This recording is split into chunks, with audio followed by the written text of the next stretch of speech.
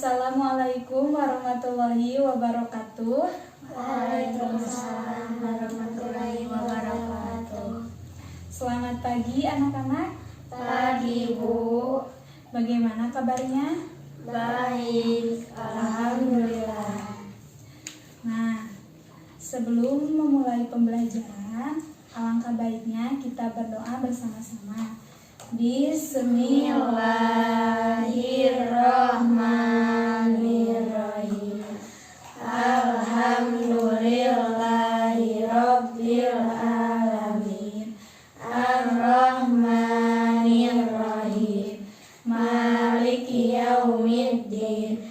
Iyyaka na'budu wa iyyaka nasta'in. Ihdinas siratal mustaqim. Siratal ladzina an'amta 'alaihim ghairil maghdubi 'alaihim waladdallin. Nah, sebelum itu Ibu absen terlebih dahulu ya. Yang pertama, Ihja Nur Patwa. Hadir. Kedua, Isna Nadia Janata. Hadir. Ketiga, Siti Irsamilah. Hadir. Keempat, Kaila Putri Maulida. Hadir. Alhamdulillah hadir ya. Mudah-mudahan pembelajaran hari ini lancar. Amin ya Allah ya Rabbal alamin. Nah, untuk tujuan pembelajaran hari ini yaitu yang pertama, siswa dapat memahami sirkulasi air. Yang kedua, siswa dapat mengetahui manfaat air bagi kehidupan manusia dan makhluk hidup. Nah, untuk materi yang akan Ibu sampaikan hari ini yaitu tentang siklus hidrologi atau siklus air. Sebelum memulai pembelajaran, Ibu akan mengetes dulu semangatnya ya. Kalau misalnya Ibu mengucapkan semangat pagi, pagi, pagi, pagi, semangat pagi. Baik, siap? Siap. Semangat pagi, Pagi, pagi, pagi, semangat pagi. Oke, sebelum memulai pada materi siklus hidrologi atau siklus air, sebelumnya pada minggu depan Ibu sudah menjelaskan tentang apa? Siapa yang tahu? Ya, tentang apa? Pertumbuhan hewan. Ya, pertumbuhan hewan. Jadi minggu kemarin Ibu sudah menjelaskan tentang pertumbuhan hewan. Nah, sekarang kita lanjut dengan siklus hidrologi atau siklus air. Nah, sebelum ke materi, Ibu akan membagikan pertanyaan terlebih dahulu ya. Hanya untuk mengetes saja ya sebelum pada pembelajaran.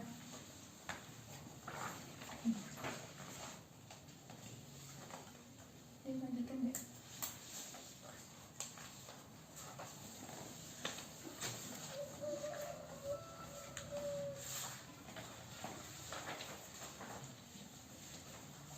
Untuk mengisi Ibu kasih waktu ya 3 menit. Cukup? Cukup. Nah, isi terlebih dahulu.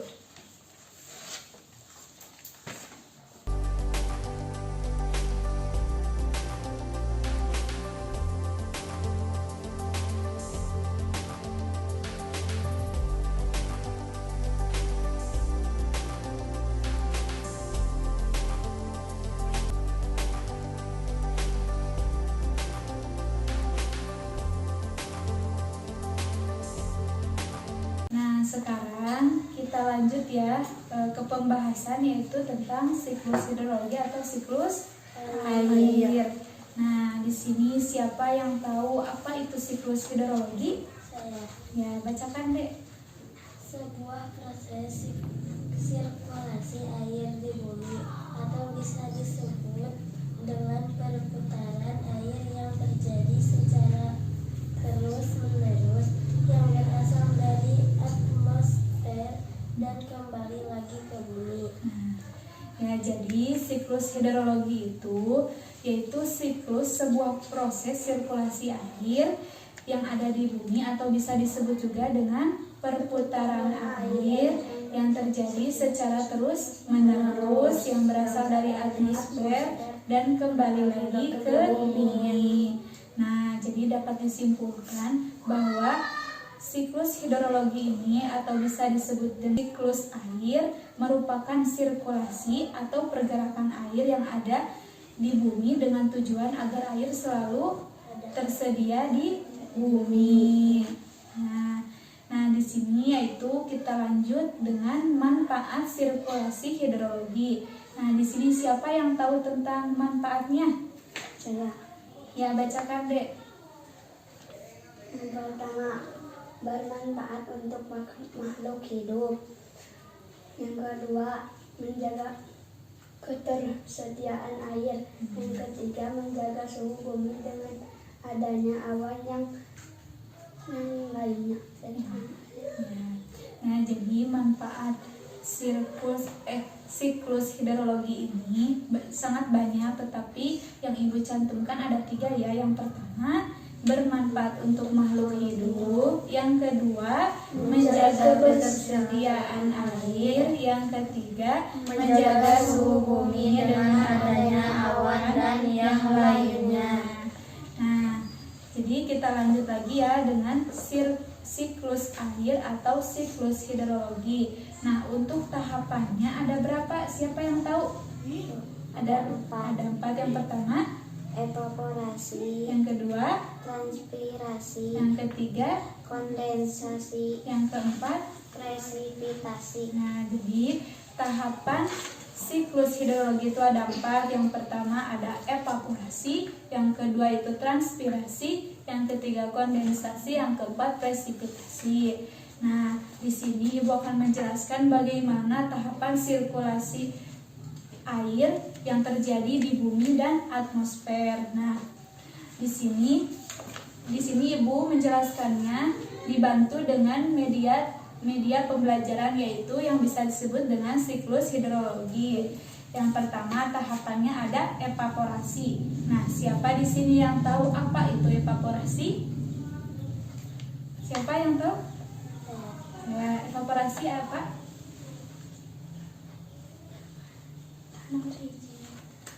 Yaitu tahapan siklus hidrologi yang pertama, dan prosesnya adalah penguapan atau evaporasi.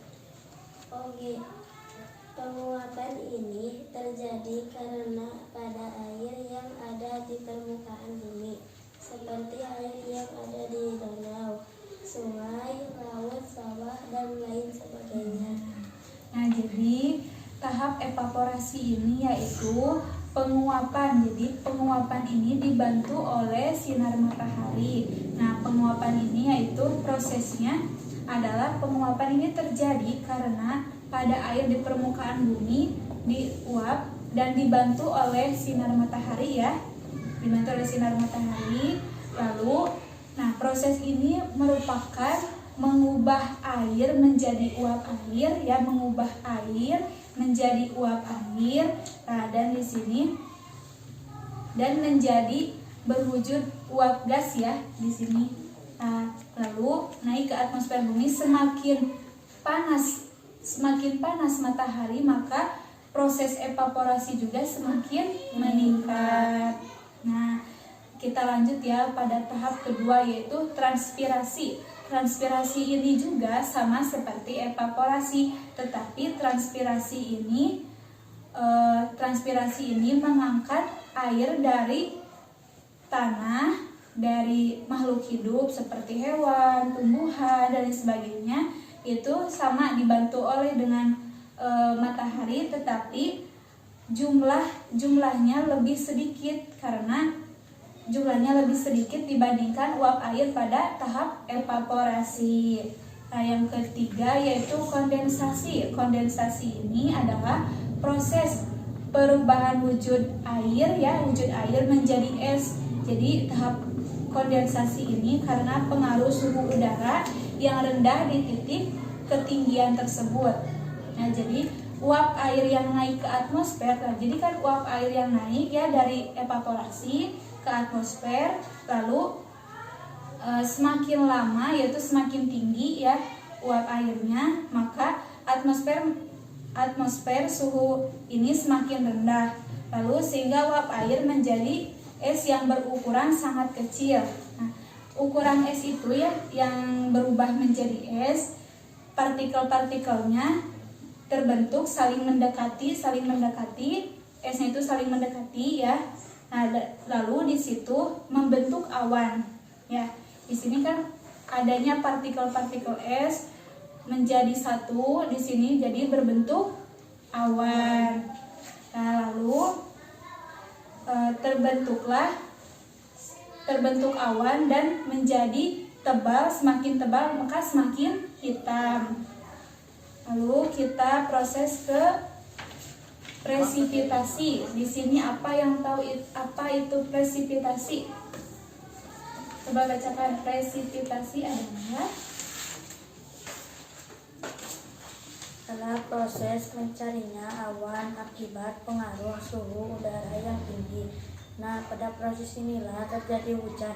Apabila suhu udara di sekitar awan terlalu rendah hingga berkisar kurang dari 0 derajat Celcius, presipitasi mungkin terjadinya hujan salju. Nah, di sini akibat berkumpulannya es ya yang menjadi awan semakin tebal, semakin hitam. Nah, di sini ada proses presipitasi. Jadi semakin menumpuknya partikel-partikel es, maka pada presipitasi ini mencairnya awan akibat suhu udara yang tinggi ya. Jadi terjadilah proses hujan. Ya, jadi pas presipitasi ini semakin tebal, semakin hitam, maka akan proses hujan. Nah, apabila suhu udaranya di sekitar terlalu rendah sehingga berkisar kurang dari 0 derajat, maka akan terjadi hujan salju.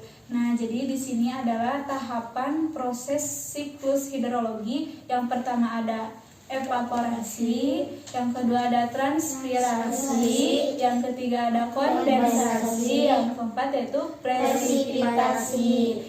Jadi yang pertama evaporasi, air itu menguap yang dibantu oleh matahari dan terjadi ada perkumpulan partikel-partikel es menjadi tebal dan hitam. Semakin tebal maka akan dikeluarkan oleh presipitasi yaitu hujan. Nah, dan di situ airnya akan diserap oleh tumbuhan, lalu terjadilah siklus hidrologi.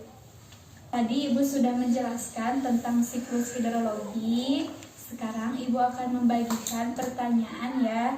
Ibu mau tahu seberapa luas kalian memahami tentang siklus hidrologi. Ibu kasih waktu 3 menit ya mengerjakannya.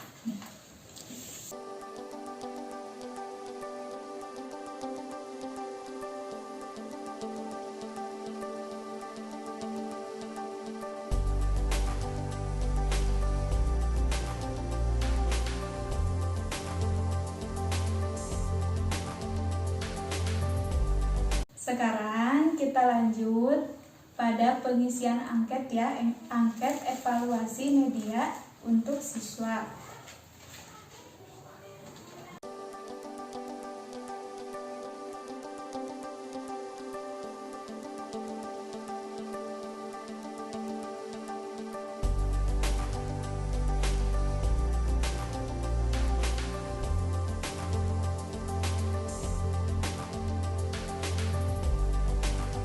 Alhamdulillah pembelajaran hari ini sudah selesai.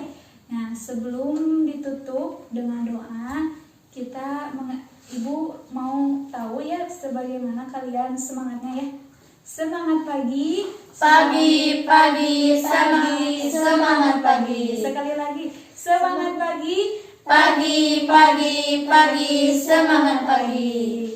Nah, sebelum kita tutup dengan doa, Ibu akan menyimpulkan terlebih dahulu ya materi yang sudah dijelaskan. Nah, yang pertama, siklus hidrologi adalah proses sirkulasi air yang terjadi pada bumi ke atmosfer. Nah, lalu manfaatnya pada siklus hidrologi yang pertama ada bermanfaat untuk makhluk hidup. Yang kedua yaitu menjaga ketersediaan air. Yang ketiga yaitu menjaga suhu bumi dengan adanya awan dan yang lain sebagainya.